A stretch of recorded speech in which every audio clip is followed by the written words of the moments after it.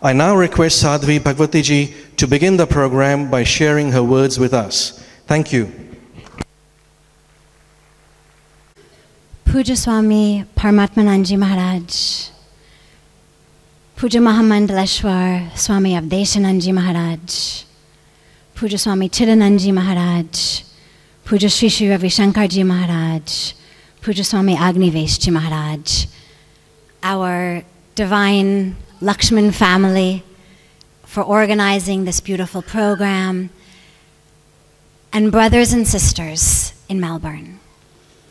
It's a great honor, a great joy, and a great blessing to be here this evening with you all. And I'm so happy to see you all, Indians and non-Indians, who have chosen to come and to spend Sunday evening bathing in the ocean of spirituality. That is really the key, that spiritual connection. Without it, life is foundationless and meaningless. A recent study was conducted a few years ago by one of America's top research-based universities, Duke University, that conducted a 10-year study in which they took thousands of people and they measured them on a whole variety of different types of measures: dietary habits, smoking habits, drinking habits, all lifestyle habits. And at the end of the 10 years, they found something amazing.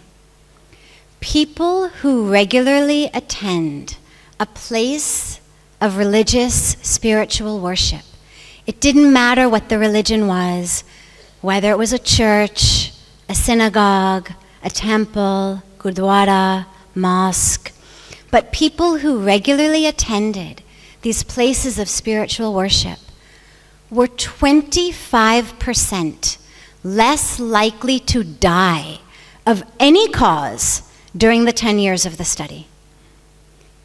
First they thought maybe it's just that religious people don't smoke or don't drink or they live healthier lives. They held all of that constant. With everything else held constant, simply the fact of regularly attending a place of spiritual worship rendered them 25% less likely to die.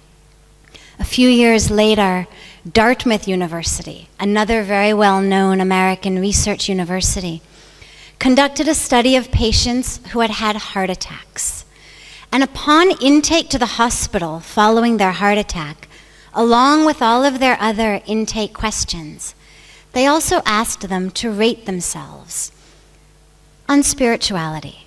Were they very religious, somewhat religious, or not religious at all?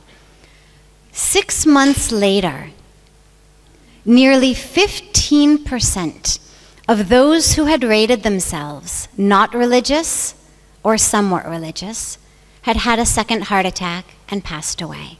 That's actually a normal statistic. Within 6 months after having a heart attack, almost 15% of people tend to have another one from which they die.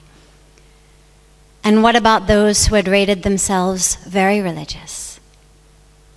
Not one person. Not one. What's going on here? We're not giving out multivitamins as prasad. The air in a temple isn't somehow purer or cleaner than the air outside. It's not that the fruit we hand out is more organic than that which you get outside.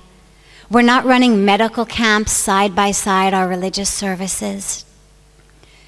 Our revered saints aren't coming up and telling people, be sure to go for your checkups. What's going on? Scientists are baffled. But what we know is that spirituality serves as the glue that holds us together, physically, emotionally, and mentally. Spirituality serves as the foundation upon which our life can take hold. Without it, we are truly foundationless. Look at America, the land that has accomplished everything, achieved everything, acquired everything, obtained everything. Last year, the top 10 medicines prescribed in America were antidepressants, anti-anxiety medicine, insomnia pills to go to sleep, and Viagra. Really, out of 10 medicines, they were all antidepressants, anti-anxiety, sleeping pills, and Viagra. And we have to take pills now to do what animals can do. We've put men on the moon, men and women in outer space. We've accomplished feats that a generation ago were considered inconceivable. But we have to take pills to go to sleep at night. What's going on? We've lost our way. We've lost our foundation. We've let go of the anchor that holds us together.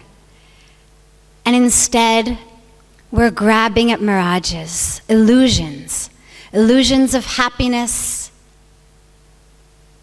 through a bank account, illusions of peace and joy through a degree or a title or a certain model of car or a certain type of jeans or clothes or diamonds. It's not that having those things is wrong, it's wonderful. Have them. The problem comes when we